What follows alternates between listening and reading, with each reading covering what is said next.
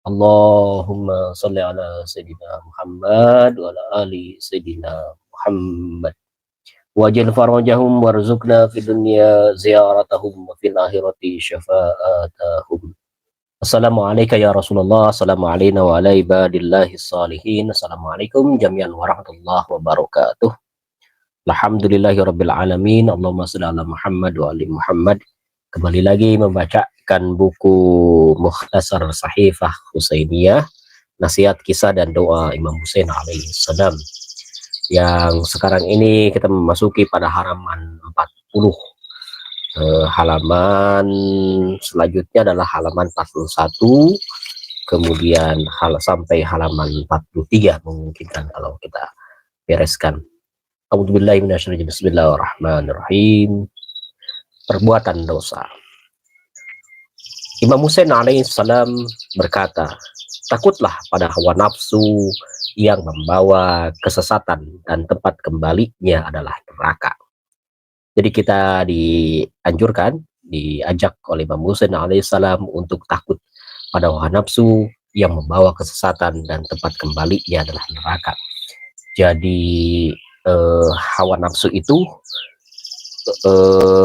sesuatu yang ada pada diri kita sebetulnya ya, nafsu dan sebagainya. Tetapi kita harus bisa mengendalikan hawa nafsu yang akan kalau kita menumpahkan hawa nafsu kita, mengeluarkan nafsu kita, mengeluarkan amarah dan sebagainya, misalkan yang akan mengakibatkan pada kesesatan atau perbuatan-perbuatan yang akan menempatkan kita pada neraka. Nah, itu yang harus kita hindari, nafsu-nafsu yang begitu ya.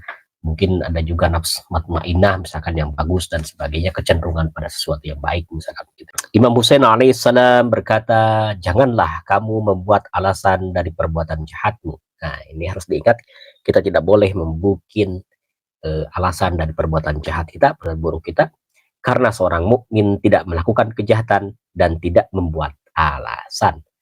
Jadi orang mukmin itu, orang Islam, orang yang beriman, dia tidak mungkin melakukan kejahatan dan tidak akan membuat alasan. Ya buat apa? Buat alasan, karena kalau tidak melakukan kejahatan gitu ya, dan tidak boleh melakukan kejahatan, kemudian membuat alasan yang sesuatu yang bisa pembenaran, justifikasi ya, legitimasi gitu. Sedangkan seorang munafik setiap hari melakukan kejahatan dan membuat alasan. Nah, kalau di antara kita ada yang sering kali membuat alasan, maka termasuk orang yang munafik dan dia termasuk pada kategori kejahatan. Ya mungkin ini yang dicari-cari ya, dicari-cari misalkan kalau dia salah terus cari pembenarannya dan sebagainya. Okay. Imam Husain alaihissalam berkata, betapa banyak perbuatan dosa lebih baik daripada membuat alasan karena telah melakukan dosa. Ini sekarang terkait dengan ghibah. Imam Husain alaihissalam berkata pada seseorang yang menggunjingkan orang lain, janganlah kamu menggunjing. Sesungguhnya gunjingan itu adalah santapan bagi anjing-anjing neraka. Nah, kalau kita menggunjing, ghibah, ngomongin orang dan sebagainya, maka termasuk bahan untuk disantap oleh anjing-anjing neraka. Ya kitanya mungkinnya nanti ya kalau masuk neraka. Imam Ja'far as-Shadiq alaihissalam menyampaikan, seseorang menulis surat kepada Imam Husain alaihissalam, cucu Rasulullah SAW. Bunyinya begini, nasihatilah aku dengan beberapa patah kata. Jadi beliau itu meminta, jadi orang yang menulis surat itu meminta nasihat kepada Imam Husain alaihissalam. Kemudian Imam Husain alaihissalam membalas suratnya itu dengan kalimat, barang siapa yang berusaha berbuat maksiat pada Allah, jadi berbuat maksiat pada Allah, maka dia telah menghilangkan apa yang dia harapkan. Jadi kalau berbuat maksiat kepada Allah, maka dia telah menghilangkan harapan. Jadi harapan itu kan seharusnya dikabulkan oleh Allah Ta'ala, diberikan, dijawab, direspon oleh Allah Ta'ala. Tapi kalau maksiat, maka dia memutuskan, menghilangkan harapan dan mempercepat kedatangan apa yang ditakutinya. Nah, nanti akan mendapatkan dosa, mendapatkan azab dari yang misalkan kita takut dengan sesuatu yang atas perbuatan buruk kita, terus nanti takut dengan akibatnya, nanti akan mempercepat datang akibatnya kalau misalkan kita berbuat maksiat kepada Allah Ta'ala.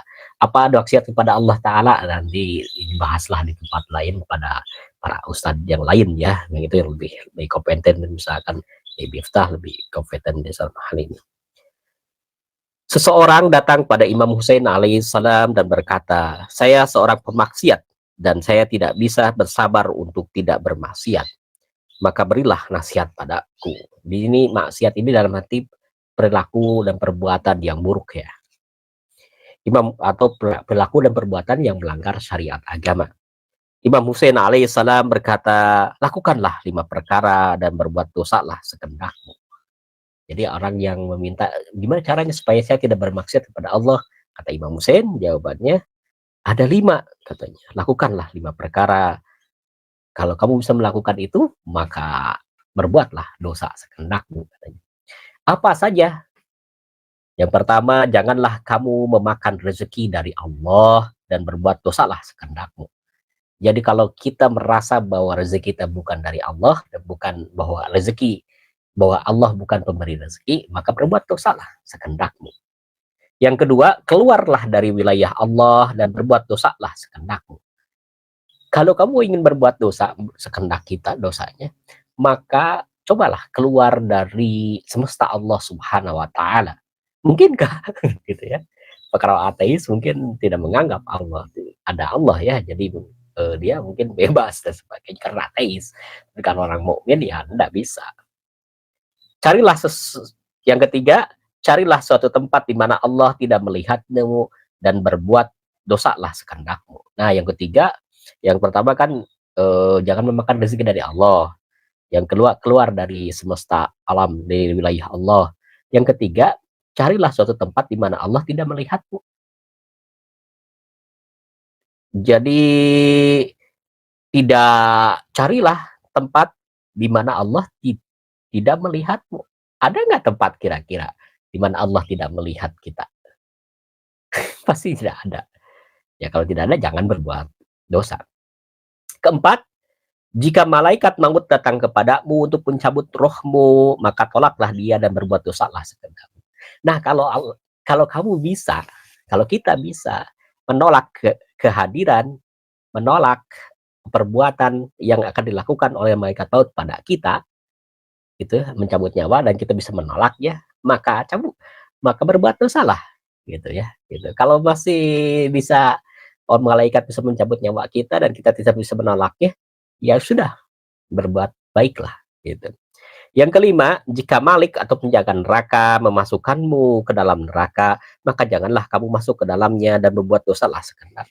Yang kelima itu kalau kita bisa mencegah diri kita atau bisa menolak malaikat Malik, penjaga neraka yang memasukkan kita ke dalam neraka. Kalau bisa menolak dan bahkan bisa berargumentasi dengan malaikat, bahkan mungkin bisa melawan malaikat penjaga neraka, ya sudah kita bisa berbuat kesekendaknya begitu ya.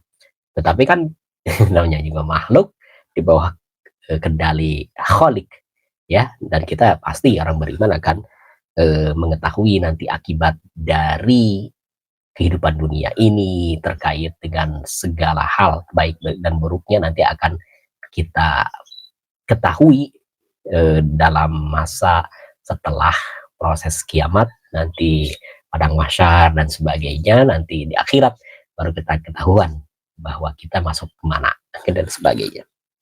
Ini yang terakhir, Imam Husain alaihissalam berkata pada putranya, kita ketahui siapa putranya, Ali bin Husain alaihissalam Az-Zainal Abidin. Beliau menyampaikan padanya, wahai putraku, janganlah kamu berbuat dosa. Wahai putraku, janganlah kamu berbuat zalim pada orang yang tidak mempunyai penolong kecuali Allah Azza wa Jalla. Imam Husain alaihissalam menyampaikan kepada Imam Ali Zainal Abidin bahwa janganlah kamu berbuat zalim pada orang yang tidak mempunyai penolong kecuali Allah Subhanahu wa taala. Sallallahu ala rasulihi wal aimatil mayamin min alihi wa sallama tasliman katsiran. Allahumma shalli wa sallim wa zid wa barik ala rasulillah وآله الأطهار على رسول الله وآله الأخيار. اللهم صل على سيدنا محمد وعلى آل سيدنا محمد. اللهم كن لوليك الحجة بن الحسن صلواتك عليه وعلى آبائه في هذه الساعة وفي كل ساعة وليا وحافظا وقائدا وناصرا ودليلا وعينا حتى تسكنه أرضك طوعا وتمتعه فيها طويلا برحمتك يا أرحم الراحمين برحمتك يا أرحم الراحمين. وصلى الله على سيدنا محمد وآله الطاهرين والحمد لله رب العالمين. وما توفيقي إلا بالله عليه توكلت وإليه أنيب. Assalamualaikum warahmatullahi wabarakatuh.